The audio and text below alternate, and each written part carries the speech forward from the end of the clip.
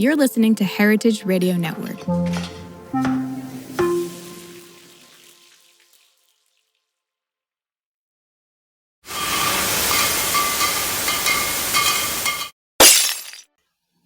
Welcome back to Last Call Again. This is Caroline, joined by Erica and Scott. And today we are looking at another interesting graphic. This one is coming from Visual Capitalist, and it is a map of the United States, and it's showing us America's wine consumption per capita.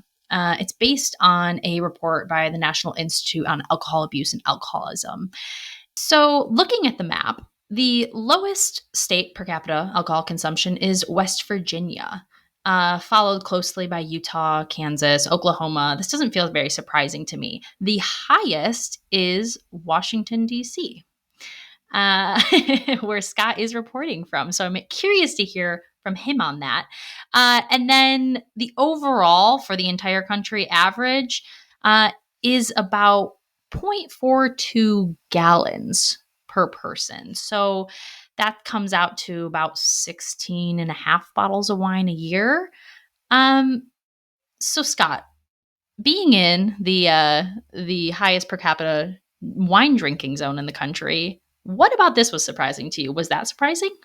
It is not surprising that in Washington, D.C., the nation's capital, there is a lot of drinking. Other non-surprises is that the coastal areas, California, New Jersey, New York, even Virginia and North Carolina are pretty high when it comes to per capita consumption. Some surprises here, though, are that states like Vermont and New Hampshire are also quite high. It is interesting to me that if you were to overlay this map with another, and that is median income per state, right, it tracks that states that typically have higher incomes are drinking a little more wine. It's not one for one, and we will link to that, but California, Maryland, Virginia, and that does go some way in explaining why southern states, West Virginia, aren't drinking as much. It's understandable that Utah, despite its high median income, is not drinking as much due to the demographics there. One final point that I find pretty interesting is doesn't seem, at least based on this map, to be a correlation between whether a state is a control state or not and whether per capita consumption is high. So, for instance, New Hampshire is a control state, and per capita consumption is quite high there, whereas it is not as high in Pennsylvania, another control state. Yeah, that's interesting. I did wonder if there would be a correlation between control states and consumption, but apparently not. And, I dug in a little bit deeper. I went into the NIAAA report and looked at some more of their stats and graphs. And I found it interesting to break out the map even further and look at it by region. So wine consumption is lowest in the Midwest and the South. And then, it shows that it has flattened out over a period of years after having grown for many years. So, I think we're seeing this flattening out.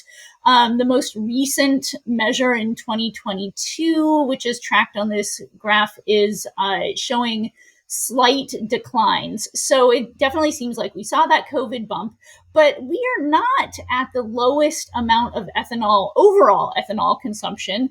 There definitely were dips in the recession around 2008. There were dips in the 90s, and their tracking goes back all the way to the 70s. And in the late 70s, consumption across all categories was higher than it is now. So that's really interesting to me. And, I think for this particular chart, it's fascinating to see that some of the states that you would expect to be, higher consumption places, I'm thinking of Texas. I don't know.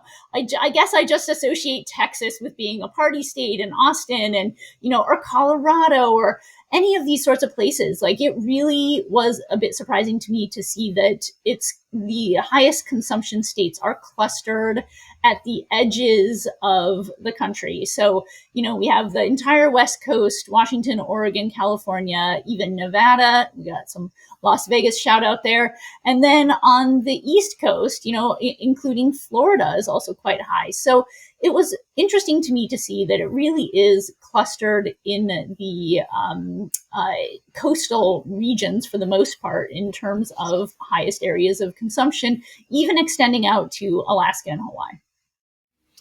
One note that I saw that struck me was that, and it's not a surprise, we've been hearing this for years now, but that wine sales and tasting room visitations dropped for a second straight year. And how the oversupply of planted vineyards is leading to discounting wine and all that. And this is anecdotal and based off of conversations that I've had with winemakers and winery owners in Michigan and Virginia, a lot of which are saying that traffic is extremely up in their tasting rooms year over year.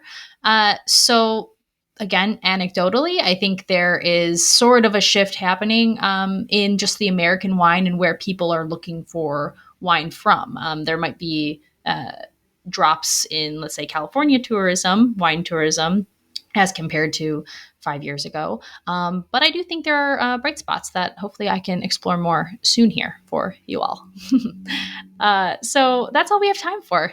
Thanks again for joining us on The Business of Drinks. Please follow us on Apple, Spotify, or wherever you get your podcasts. And make sure to share us out on social, rate us in our star ratings. It really helps us to find some new listeners. And finally, if there is anything you'd like us to cover on the podcast, please reach out, send us an email at podcast@businessofdrinks, or reach out on Instagram or LinkedIn. We read all our messages and we will respond. So we'll talk to you next time.